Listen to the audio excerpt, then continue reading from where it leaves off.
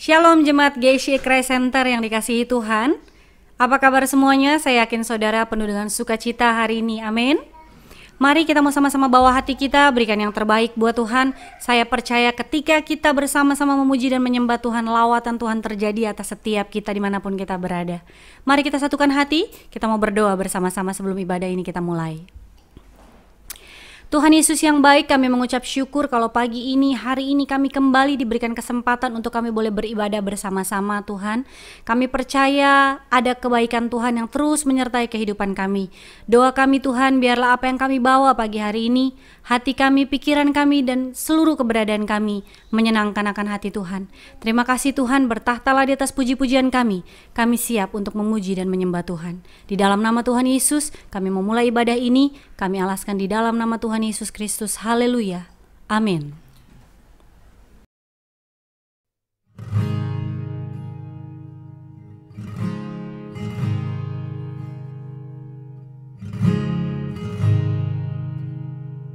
I love you, Lord.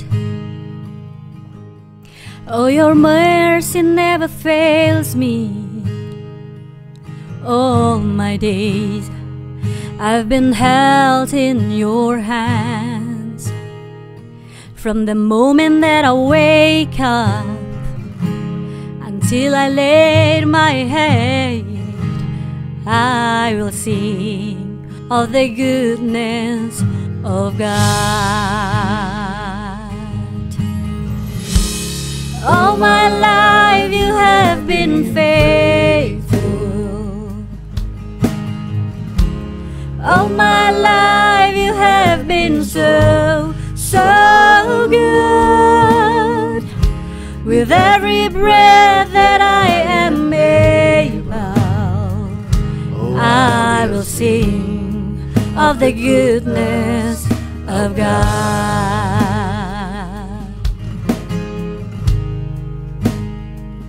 I love your voice. You have led me through the fire in darkest night. You are close like no other. I've known you as a father. I've known you as a friend. I have lived in the goodness of God. Mari angkat pujian ini, katakan. All my life you have been faithful. Yes, you're faithful to us, Lord. All my life you have been so, so good. Amen. With every breath that I am able, I will sing of the goodness of God. Kami percaya kebaikan-Mu terus mengejar setiap kami, Tuhan. Your goodness is running after Amin. me. Kebajikan-Mu kami rasakan. Your goodness is running after me. When my life laid down, I'm surrendered now. I give you everything. Your goodness is running after me. Mari angkat suaramu, katakan. Your goodness is running after me. Your goodness, oh Lord. Your goodness is running after me. Yes. With my life laid down, I'm surrendered now. I give you everything. Your goodness is running after me. Mari angkat tanganmu sama-sama nyanyikan. All my life you have been faithful. All my life you have been faithful. Yes, all my life. All my life you have been so, Oh, so you're so you're good to us, oh Every Lord. breath that I am able, Then we will I will sing. sing of the goodness of God. Oh, my life. Come on, everybody, let us sing. All my life you have been faithful. Mari jemaat Tuhan katakan, oh my life. All my life you have been so good. With every breath. With every breath that I am able, Katakan, aku mau nyanyikan kebaikan-Mu Tuhan. I will sing of the goodness of God. Yes, I will sing the goodness of God. Of the goodness Of God.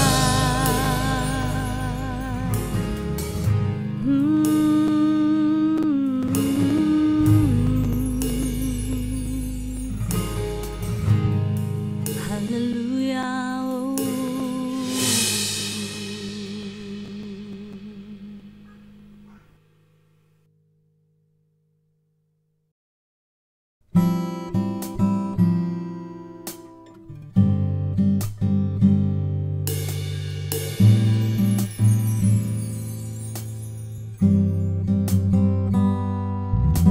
Yesus tetap satu-satunya kebenaran dalam kehidupan kami. Itu yang kami tahu dan kami akui sepanjang umur hidup kami. Kami mau menyembah-Mu Tuhan. Mari bawa hatimu lebih lagi. Angkat penyembahan-Mu. Beri yang terbaik buat Tuhan.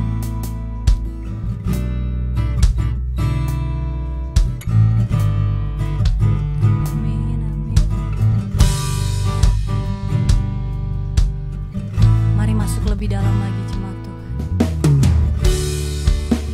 Katakan, Yesus kau kebenaran. Yesus kau kebenaran yang menyelamatkanku. Kau memberikanku hidup dan pengharapan.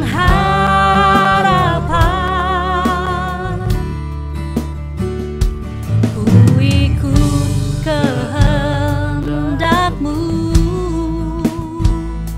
Ku perlu anugerah-Mu. Ku nyatakan janjiku kepadamu. Mari nyatakan di hadapan Tuhan, kalau ku hidup, Kalau ku hidup, kami mau hidup bagi-Mu Tuhan. ku hidup Bawa hatimu, hatiku tetap sembah Dia Raja. Dunia tak bisa menjauhkanku dari kasih-Mu. Selama ku hidup, selama ku amin. Mari nyanyikan di hadapan Tuhan, katakan, hidup. engkau mau hidup buat Tuhan. Dia mengasihi-Mu, Dia mencintai-Mu, Tetap datang dengan segenap keberadaan-Mu. Dunia tak bisa Amin Tuhan. menjauhkanku Dari kasih-Mu. Kalau ku hidup, Mari angkat penyembahan-Mu pada Tuhan. Katakan, ini janji kami Tuhan. Kami mau tetap menyembah-Mu. Dunia tak bisa menjauhkanku dari kasih-Mu. Selama kami hidup, ku hidup hanya bagi-Mu. Ya, bawa yang terbaik buat Tuhan. Hatimu, hidupmu buat Tuhan. Haleluya. menjauhkanku Dari kasih-Mu.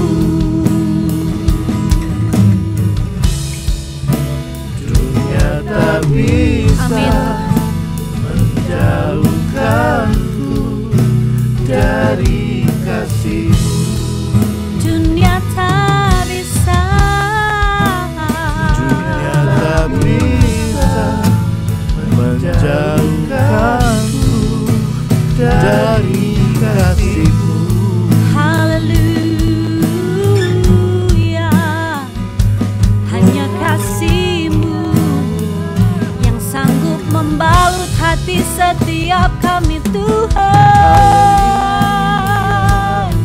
Tuhan, kami mau menyembah, kami mau menyembah.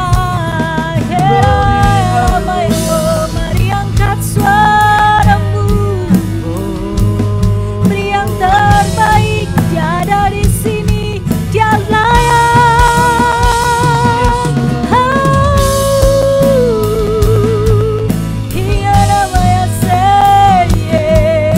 Yes Lord, we come to worship you.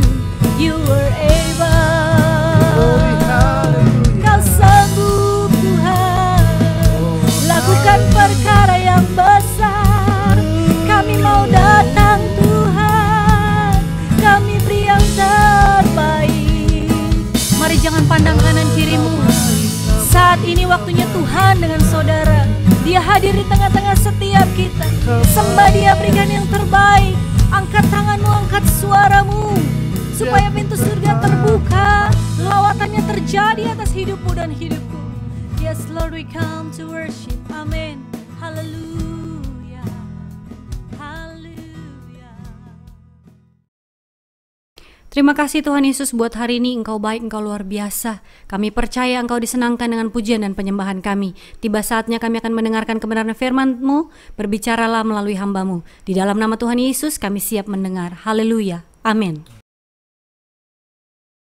Shalom saudara, kita bersyukur di minggu 14 Juni ini kita mengadakan ibadah online kembali. Dan saya percaya Tuhan begitu mengasihi kita semua. Dan hari ini mari kita belajar untuk melihat apa yang Tuhan mau sampaikan di tengah-tengah kita. Saya mau sampaikan firman Tuhan, temanya adalah turun, bukannya naik. Saudara, banyak kali orang berkata kalau ditanya mau turun atau mau naik. Pastinya saya percaya semua orang akan berkata saya mau naik. Dalam iman, dalam kerohanian, dalam usaha, dalam bidang apapun, semua orang mau mengalami kenaikan.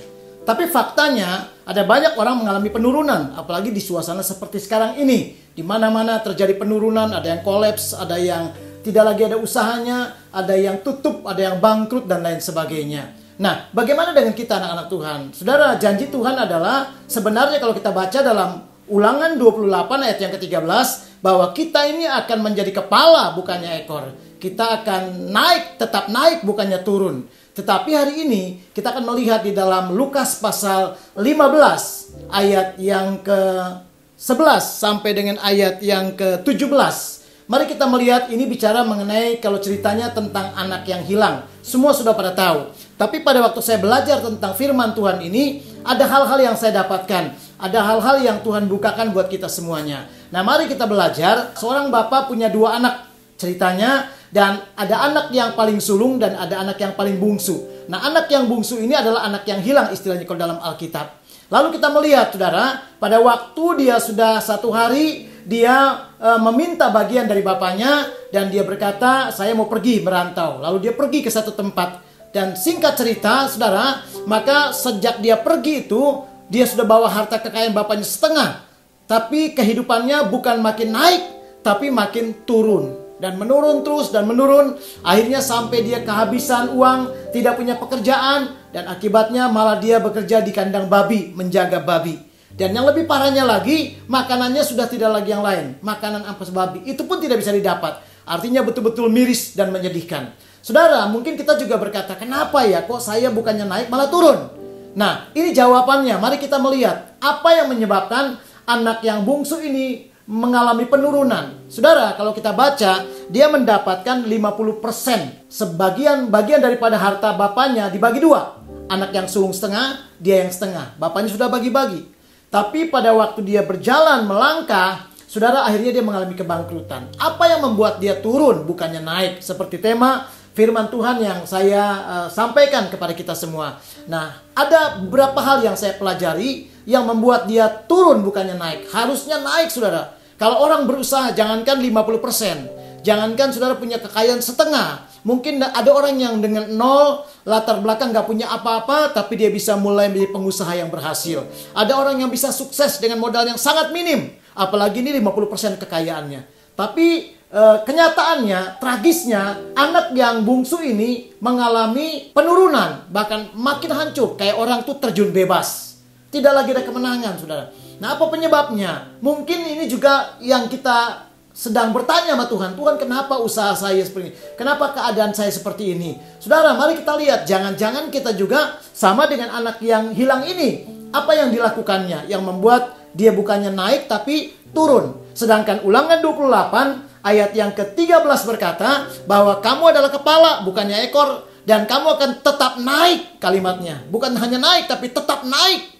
Dan tidak akan pernah turun. Tapi kenyataannya kenapa kita turun? Dan banyak orang mengalami penurunan dalam bisnis, dalam keuangan, dalam berkat, dan semuanya. Saudara, apa yang terjadi? Mungkin ini jawabannya buat kita semua. Mari kita belajar. Penyebabnya adalah, ternyata mari kita lihat di dalam Lukas pasal 15 ayatnya yang ke-12.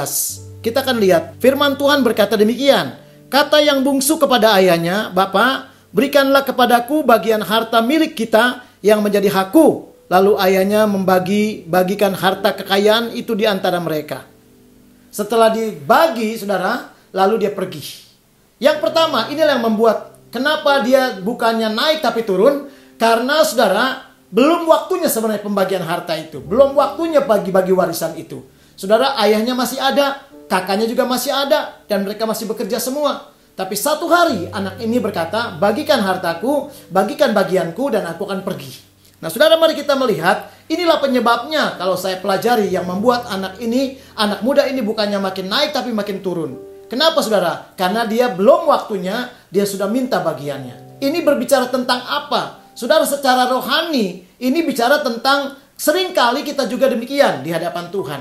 Kadang belum waktunya Tuhan, belum saatnya tiba, kita sudah paksakan kehendak kita. Kita mau berjalan dengan cara kita dan waktu kita. Jangan, saudara, tunggu waktunya Tuhan. Sama dengan anak muda ini. Belum saatnya tapi dia minta bagiannya. Akibatnya dia akan mengalami kerugian dan kehancuran. Saudara, sama. Kadangkala kita juga seperti itu. Kita belum waktunya, seringkali kita mulai memaksakan semuanya. Dan itu namanya kalau kita berjalan belum waktunya Tuhan, kita berjalan dengan kekuatan kita sendiri. Kenapa demikian, saudara? Karena Tuhan punya waktu, punya momen untuk memberkati saudara, untuk membuat saudara naik bukannya turun. Tapi seringkali anak-anak Tuhan, ada orang-orang tertentu yang tidak pernah menantikan, tidak sabar menantikan waktunya Tuhan. Mari belajar, saudara, karena Tuhan punya momen, Tuhan punya season, Tuhan punya segala cara untuk membuat kita naik seperti yang Tuhan janjikan, bukannya turun. Kita melihat di dalam 1 Tawarik pasal yang ke-14, ayat 10 sampai dengan ayat yang ke-16,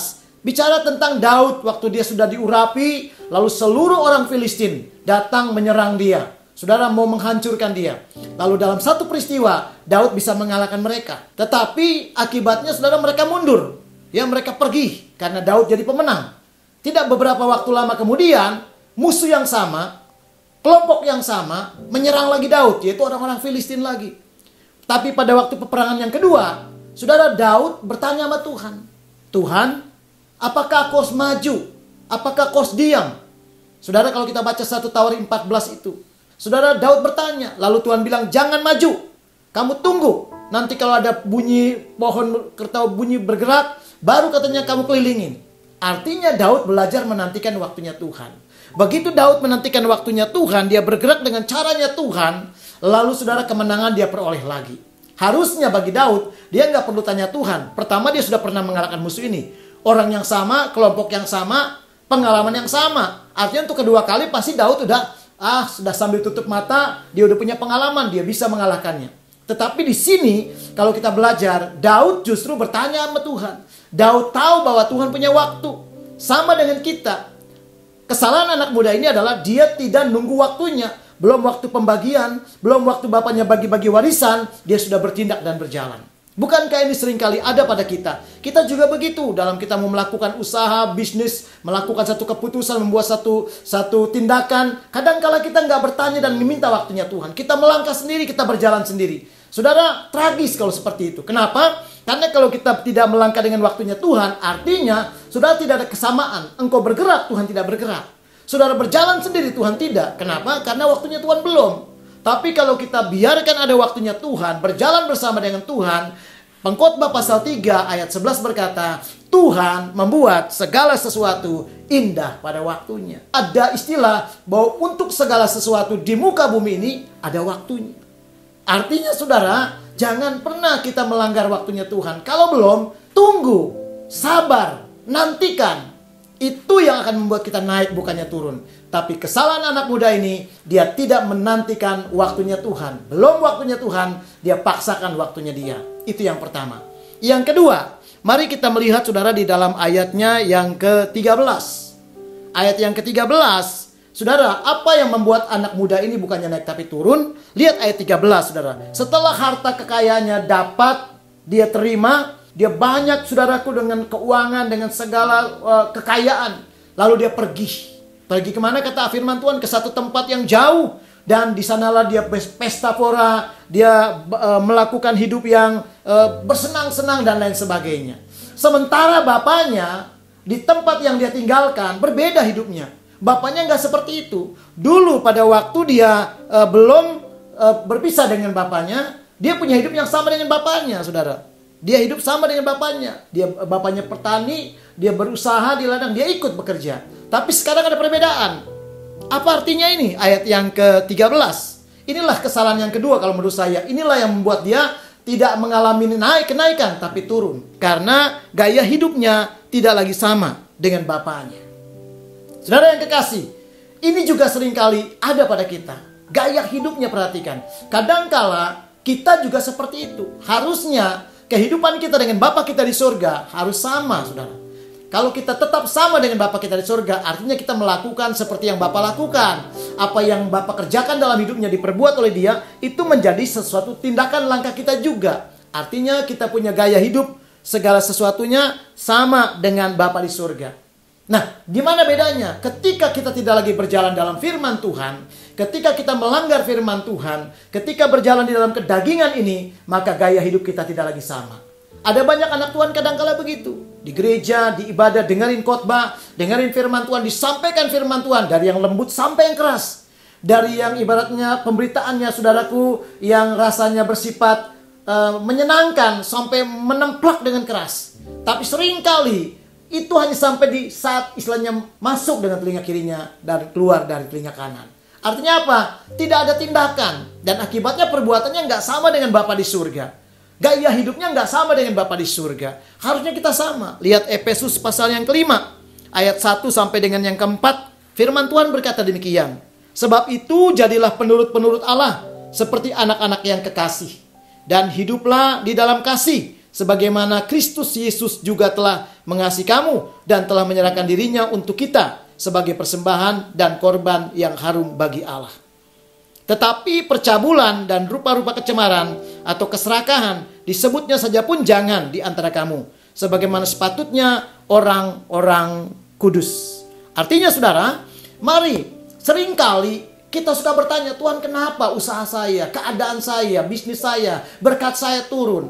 Cek hidup kita. Mungkin hidup kita tidak lagi sama gaya hidup kita dengan Bapa di surga.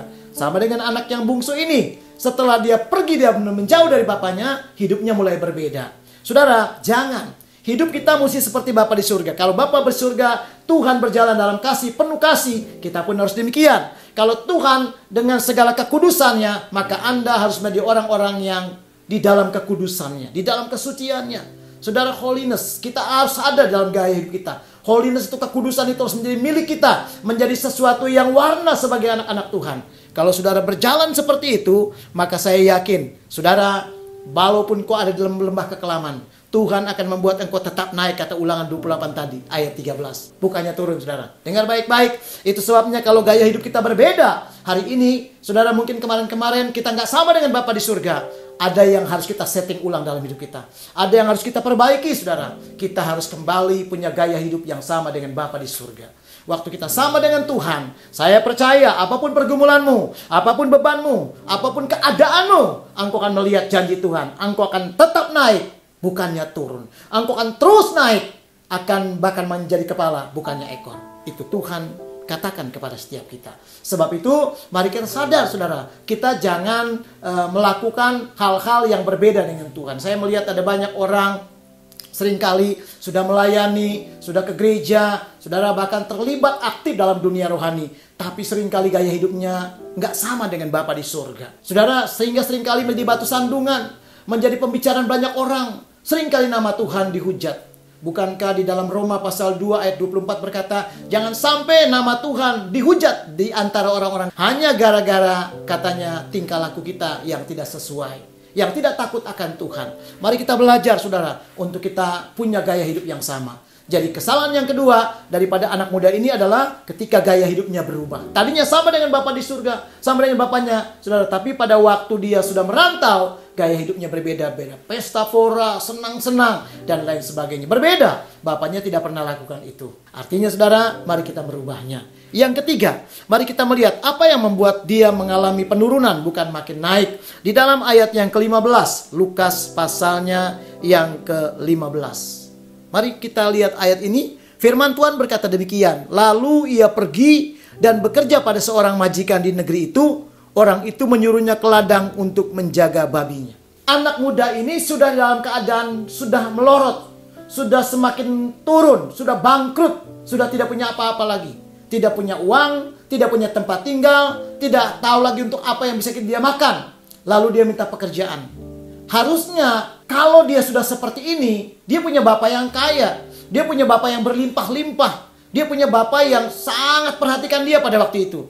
Saudara, harusnya dia kembali ke bapaknya.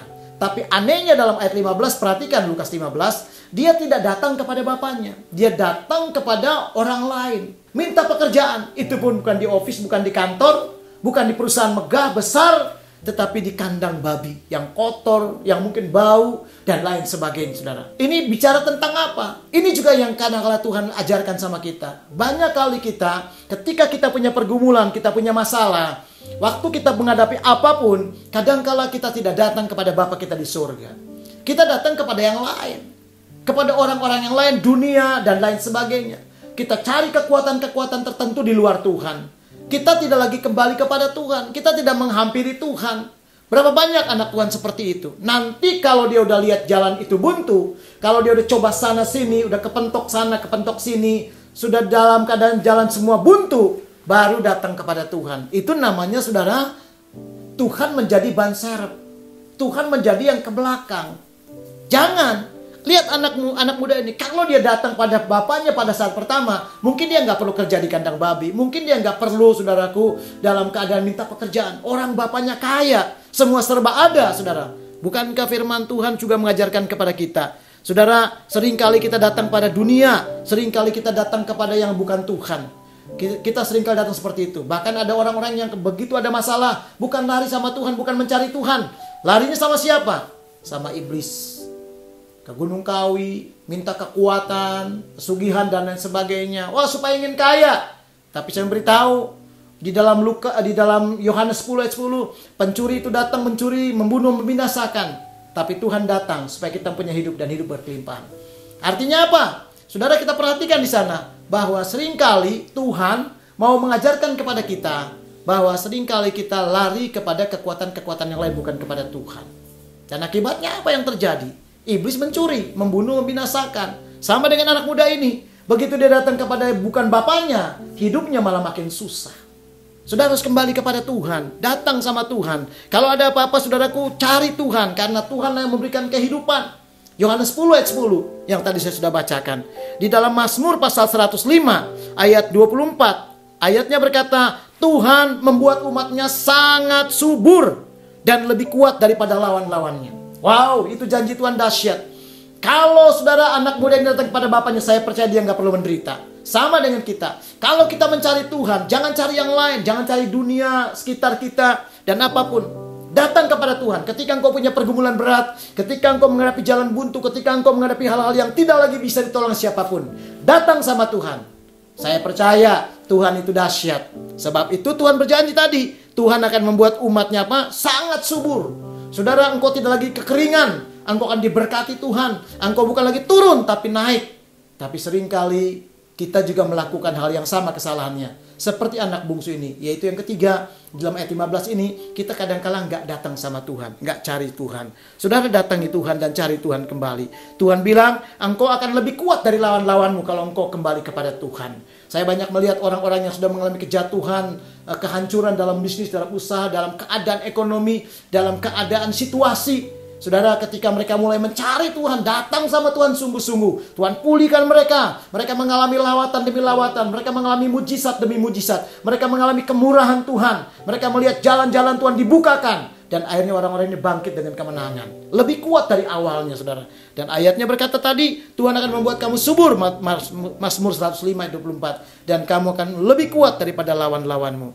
Kalau kita lihat di dalam ayat yang ke-37, Mazmur pasal 105 dikatakan bahwa dituntunnya mereka keluar, ya, bawa emas dan perak dan tidak tergelincir dan tidak jatuh. Wow, itu janji Tuhan, saudara. Kalau kita kembali kepada Tuhan, Tuhan menuntun kita seperti Tuhan menuntun bangsa Israel pada waktu itu. Mereka ada di Mesir, mereka kerja paksa, mereka menjadi budak, mereka tidak mendapatkan apa-apa pada zaman dulu. Mereka tidak mendapatkan banyak hal, mereka berkekurangan. Tapi pada waktu mereka dituntun sama Tuhan, keluar ke padang gurun, ke satu negeri untuk menyadakan penyembahan, ibadah. Lalu mereka diberkati Tuhan. Waktu mereka keluar, saudara, orang-orang Mesir itu digerakkan untuk memberikan emas, perak, dan lain sebagainya. Saudara, mari belajar, datangi Tuhan, kembali sama Tuhan. Kalau ada apa-apa, jangan cari bapa yang lain. Jangan cari di luar Tuhan. Datangi Bapa kita di surga. Dia Bapa yang begitu baik. Dia Bapa yang memperhatikan saudara. Bapa yang berkata kepada kita, marilah kepadaku, kamu yang letih lesu, berbeban berat, aku akan berikan kelegaan. Wah, Bapa yang hebat buat setiap kita. Tangannya terbuka, siap memberkati kita, siap melawat kita, siap menyembuhkan kita, dan siap mengangkat kita naik ke atas kembali. Itu sebabnya Bapak Ibu Saudara, jangan pernah lakukan kesalahan yang ketiga ini. Yaitu kalau ada apa-apa, datanglah kepada Bapa di surga. Jangan kepada Bapa yang lain. Yang keempat, mari kita melihat saudara, apa yang membuat anak muda ini bukannya makin naik, tapi makin turun. Perhatikan ayat 16, Lukas pasal 15. Lalu ia ingin mengisi perutnya dengan ampas yang menjadi makanan babi itu, tetapi tidak seorang pun yang memberikan kepadanya. Saudara, kesalahan yang keempat adalah yang kita belajar apa sih maksudnya ini? Yaitu memakan yang tidak lazim. Itu kesalahannya. Ampas babi adalah untuk babi, untuk konsumsi babi. Artinya apa yang dia makan itu tidak layak makan dan bukan untuk manusia sebenarnya. Di mana-mana dia nggak pernah merasakan. Tapi begitu dia sudah mengalami kemerosotan, kehancuran dan kejatuhan, kebangkrutan, dia sudah semakin turun bukannya naik, maka dia terpaksa harus makan ampas babi. Saudara lihat, ini bukan makanan yang wajar. Ini bukan makanan yang sehat, saudara. Bukan, saudara. Bukan healthy food, bukan, saudara. Apalagi superfood, bukan. Ini makanan yang merusak hidupnya. Apa maknanya ini? Artinya, saudara, seringkali kita juga begitu. Apa yang membuat kita seringkali nggak mengalami terobosan, nggak mengalami janji Tuhan yang dahsyat, yang hebat? Bukankah Tuhan bilang kalau kita cari kerajaan Allah maka semua ditambahkan? Kok kita nggak mengalami penambahan? Yang ada minus, yang ada penurunan, yang ada kekurangan, dan semakin berkurang, semakin berkurang. Apa penyebabnya, saudara? Kemungkinan kita juga melakukan yang sama. Makanan kita sudah bukan makanan yang selayaknya, sepantasnya. Harusnya kita makan makanan yang benar, yang baik. Makanan saudara dan saya secara rohani adalah kebenaran. Matius pasal 4 ayat 4 berkata, bukan dari roti saja manusia boleh hidup, tetapi firman yang keluar dari mulutnya, itu yang membuat kita hidup.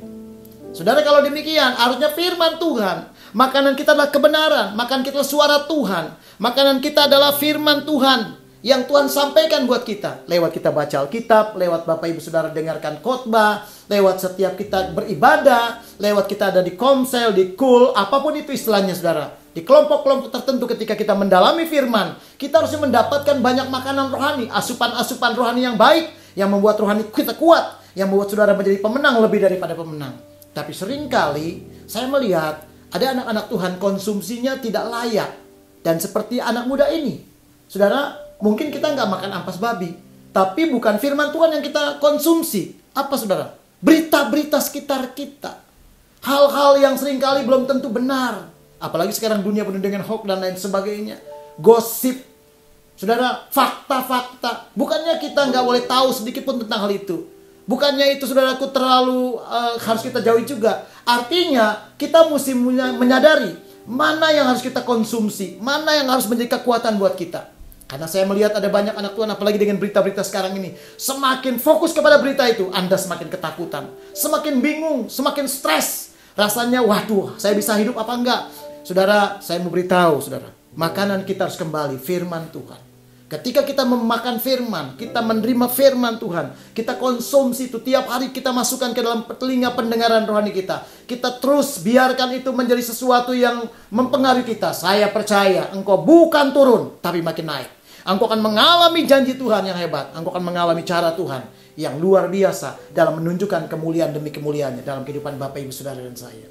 Itu sebabnya mari kita belajar. Kita harus tahu, saudara, kita mesti bertobat. Jangan makan makanan yang sembarangan. Jangan, saudara. Firman yang harus menjadi makanan kita. Berapa banyak anak Tuhan gak suka baca Alkitab. Kadang-kala malah gak suka dengar khotbah. Kenapa saya bisa tahu? Dengar khotbah di ibadah ngantuk. Kadang-kala saudara nggak tahu. Oh, pendetanya khotbah, dia cerita. Saudara, firman Tuhan sedang disampaikan, dia kadang-kala lihat handphone dan lain sebagainya. Dia lihat sesuatunya, nggak fokus. Saudara dengarkan, kalau mungkin kita salah satu seperti tadi, bertobat saudara. Mari kita berubah. Karena tanpa sadar, jangan-jangan makanan kita juga sudah tidak lazim. Ya, harusnya firman. Setiap hari kita makan firman. Setiap hari kita dengerin firman. Setiap hari kita pegang firman Tuhan. Kalau kita pegang firman, itu menjadi jaminan. Mari kita melihat saudara. Di dalam Mazmur 119 ayat 143. Mazmur 119 ayat 143. Firman Tuhan berkata demikian. Aku ditimpa kesesakan dan kesusahan. Dengar baik-baik. Tetapi perintah-perintahmu menjadi kesukaanku. Wow. Dia bilang aku ditimpa kesesakan. Aku ditimpa kesusahan. Dia mengalami persoalan yang berat. Ada masalah, kesesakan, ada kesusahan. Dua hal yang tidak mengenakan, tidak menyenangkan. Ini bukan pilihan yang baik. Tapi dia ada di situasi kondisi yang seperti ini. Tapi saudara lihat. Dia berkata apa? Aku menyukai perintah-perintahmu. Perintah-perintah Tuhan, firman Tuhan menjadi kesukaan. Saudara, harusnya ini menjadi makanan kita, menjadi kesukaan kita. Anak yang bungsu ini makanannya adalah ampas babi.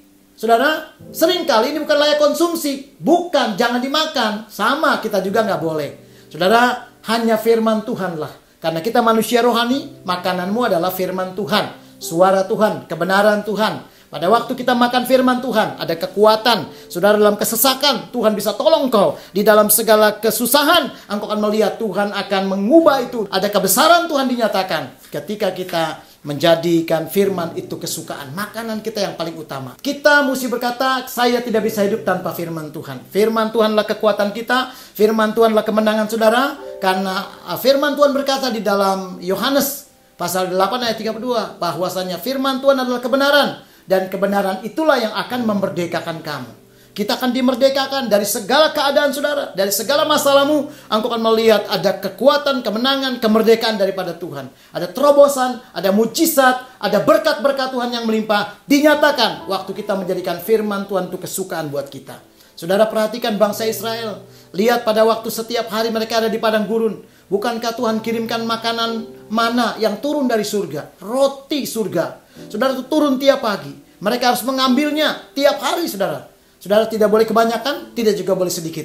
Artinya cukup tiap hari. Selama 40 tahun, itu makanan mereka. Saudara, harusnya kita juga demikian. Saudara, menjelang kedatangan Tuhan yang tidak lama lagi. Biarlah kita tetap menyukai firman Tuhan. Kita bahkan mungkin berkata, tidak akan puas kalau saya belum mendengar firman. Saya belum akan sukacita kalau saya belum dengar firman. Ada orang berkata, rasanya ada yang kurang Pak. Kalau saya belum ke gereja dengerin khotbah, ada yang kurang. Itu orang-orang yang haus. Firman Tuhan berkata dalam Matius, berbahagialah orang yang haus dan lapar. Karena mereka akan dipuaskan, dikenyangkan. Saudara, mari belajar untuk haus dan lapar akan kebenaran, akan firman Tuhan. Itulah makanan kita yang terbaik. Jangan makanan yang lain, ya, hal-hal yang berita-berita, fakta-fakta yang kadang-kala bukan kebenaran, bahkan seringkali malah membimbangkan, membuat kita makin stres. Jangan, saudara. Apalagi hoax, apalagi gosip, apalagi hal-hal yang tidak sesuai dengan firman, jangan itu jadi konsumsi. Biarkan firman menjadi segala-galanya buat kita. Yang terakhir, yang kelima, apa yang menyebabkan anak bungsu ini mengalami hidupnya penurunan, bukannya naik? Yang kelima, mari kita lihat di dalam ayat 17. Ayat 17, Lukas pasal 15. Kita kembali lagi ke Lukas pasal 15, ayat yang ke-17. Firman Tuhan berkata demikian. Lalu ia menyadari keadaannya. Katanya, betapa banyaknya orang upahan Bapakku yang berlimpah-limpah makanannya. Tetapi aku di sini mati kelaparan. Perhatikan kalimatnya. Dia bilang betapa banyaknya orang upahan Bapakku di sana yang berkelimpahan, yang berkecukupan, yang semuanya mereka bisa makan, mereka bisa dapatkan. Tapi aku di sini, katanya, mati kelaparan. Apa artinya saudaraku? Yang kelima adalah, yang saya mau katakan, kesalahan anak bungsu ini salah posisi. Maka dia bilang, Bapakku dan orang upahan Bapakku, pekerja-pekerjanya, semua makan enak. Tidak berkekurangan, berkecukupan. Semua mereka ada, semua mereka punya. Tapi aku di sini, perhatikan kalimat itu, aku mati kelaparan. Artinya apa ini saudara? Bicara tentang apa? Salah posisi. Artinya dia tidak dekat kepada bapaknya. Kalau dia dekat kepada bapaknya, dia ada di tengah-tengah bapaknya, dia ada bersama dengan bapaknya, saya percaya, saya jamin, dia tidak berkekurangan. Pasti dia mengalami kelimpahan. Mungkin dia tidak akan curhat seperti ini. Saudara, ketika engkau wrong place, ada di tempat yang salah, saudara, engkau harus kembali kepada Tuhan. Seringkali kita begitu, kita salah posisi. Saudara, sehingga apa yang terjadi? Kita bukannya mendekati kepada Tuhan, tapi kita makin menjauh. Berapa banyak anak Tuhan seperti itu? Akibatnya, bukankah Bapak kita Bapak yang sumber segala-galanya? Sumber itu nggak pernah kering, saudara. Makanya pujian berkata, Allah sumber kuatku, Allah sumber kuatku. Jadi kalau Allah sumber, kita tidak pernah kekurangan. Sama dengan anak muda ini. Kalau bapaknya berkelimpahan, harusnya kalau dia dekat dan berada bersama bapaknya, dia tidak kekurangan. Tapi tragis dan miris sekali ketika dia salah posisi. Inilah jawabannya buat kita hari ini. Saudara, ketika mungkin kita berkata, kok saya makin turun, makin berkekurangan, makin tidak berkecukupan, makin susah. Saudara, Tuhan gak pernah meninggalkan kita. Tuhan tidak pernah, saudara, untuk tidak memberkati kita. Masalahnya, mungkin posisinya kita tidak dekat dengan Tuhan. Kita jauh dari Tuhan, kita meninggalkan Tuhan. Tuhan ada di tempat yang berkelimpahan, kita ada di tempat yang kering. Itu bedanya. Bukan salah Tuhan, saudara. Salah di mana kita ada. Sama dengan anak muda ini. Posisinya yang salah. Membuat dia mengalami apa? Krisis, kelaparan, kekurangan. Coba kalau dia ada. Wah, dia mengalami segala sesuatu yang dia nggak perlu kerja. Dia nggak perlu jagain babi. Dia nggak perlu mengeluarkan peluh keringat. Dia udah serba ada. Punya pelayan banyak. Asisten rumah tangga bapaknya banyak. Saya percaya mereka orang kaya. Semua serba ada. Mau makan apa saja ada. Mungkin tinggal ngomong. Tinggal minta. Saudara, tinggal ngomong saja semua sudah disediakan. Tapi di sini berbeda. Kenapa? Karena posisinya jauh dari bapaknya. Hari ini saudara, kalau kita juga demikian. Mungkin selama ini kita sudah mulai menjauh dari Bapa di surga. Mungkin selama ini kita sudah, posisi kita, saudaraku, sudah tidak lagi dekat. Mari kembali kepada Tuhan. Saudara, dekati Tuhan, saudara. Kalau engkau dekat dengan Bapa di surga, saya percaya engkau akan mengalami kelimpahan. Engkau akan mengalami keberkatan. Mazmur pasal 46. Mari kita melihat di dalam Mazmur pasal 46 ayat yang kedua. Ya, firman Tuhan berkata demikian. Allah itu bagi kita tempat perlindungan dan kekuatan. Sebagai penolong dalam kesesakan, Tuhan sangat terbukti. Kalau engkau dekat dengan Tuhan, saudara akan mengalami pertolongannya. Saudara, dalam kesesakan, engkau akan mengalami pertolongannya. Dan pertolongan Tuhan gak perlu diragukan. Sudah dia buktikan. Waktu dia mati di kayu salib, kasihnya sudah terbukti. Dia tidak pernah ingkar janji. Apa yang dia janjikan, itu yang dia lakukan. Saudara, kalau engkau dekat dengan Tuhan, maka engkau akan mengalami kekuatan. Waktu engkau lemah, tidak berdaya menghadapi banyak pergumulan hari-hari ini. Saudara, waktu engkau kembali dekat sama Tuhan, melekat sama Tuhan, saya percaya ada kekuatan yang luar biasa. Firman-Nya berkata dalam ayat yang ketiga, Mazmur 46. Sebab itu kita tidak akan takut sekalipun bumi berubah, sekalipun gunung-gunung goncang di dalam laut. Saudara, sekeliling kita mungkin berubah. Sekarang keadaan-keadaan bergoncang di mana-mana. Saudara, perhatikan hidup ini dari normal. Ya, ingat sebelum terjadi virus corona, lalu kita memasuki hidup yang tidak normal.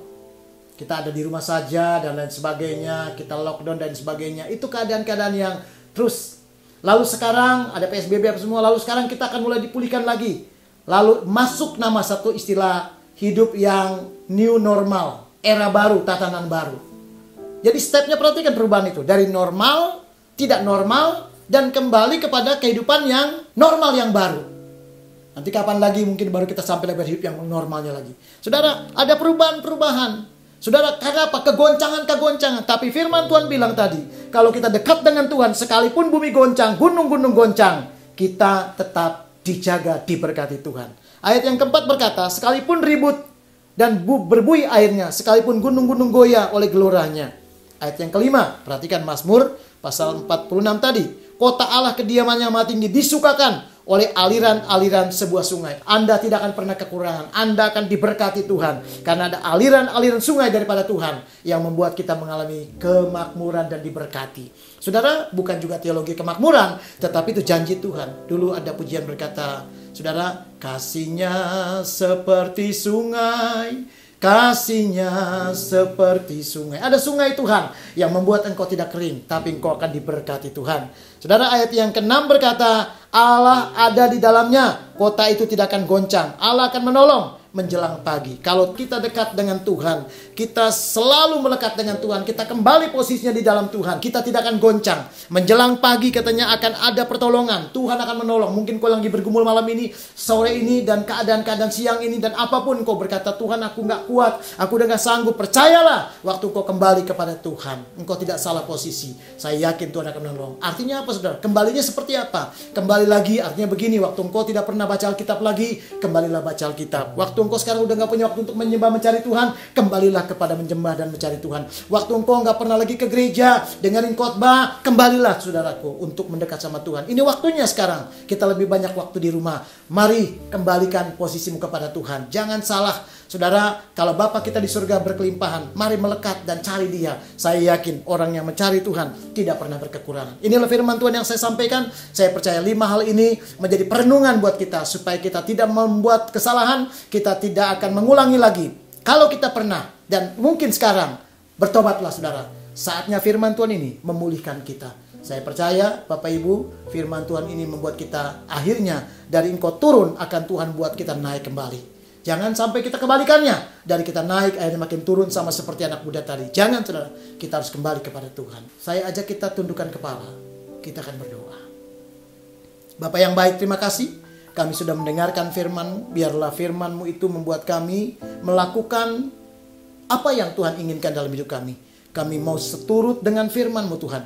Dan kami yakin di dalam firman-Mu ada kemenangan, ada sukacita, ada kelepasan, ada mujizat, dan ada kemerdekaan Bapa. Terima kasih Tuhan Yesus. Memberkati umat-Mu, memberkati setiap kami yang sudah mendengar. Dan biarlah Tuhan, mulai hari ini kami mencintai Tuhan lebih lagi. Kami mau tetap mengasihi Tuhan sampai selama-lamanya. Terpujilah nama-Mu, Bapa beri kekuatan bagi setiap kami, Bapa beri kemenangan. Kami yakin dimanapun umat-Mu berada, dimanapun kami tinggal dan ada, kami tahu kasih Tuhan, kuasa-Mu menjangkau kami semua. Kami kagum bangga punya Tuhan yang hebat. Segala kemuliaan bagi-Mu ya Tuhan Yesus. Dalam nama Tuhan Yesus, kami sudah berdoa mengucap syukur. Haleluya. Amin. Nah, Bapak Ibu Saudara, yang selalu saya sampaikan di akhir khotbah saya adalah, jangan pernah lupa Bapak Ibu, ketika kita sudah diberkati oleh Tuhan dan firman ini begitu memberkati Bapak Ibu Saudara, selalu biarlah dengan hati yang penuh sukacita engkau share, bagikan kepada rekan-rekan, saudara-saudara, orang-orang yang kita cintai, biar mereka juga mengalami pemulihan dan berkat Tuhan. Dan akhirnya mereka tidak turun, tapi mereka naik sama seperti kita. Diberkatilah Bapak Ibu yang selalu mau melayani Tuhan. Tuhan memberkati kita semua. Amin.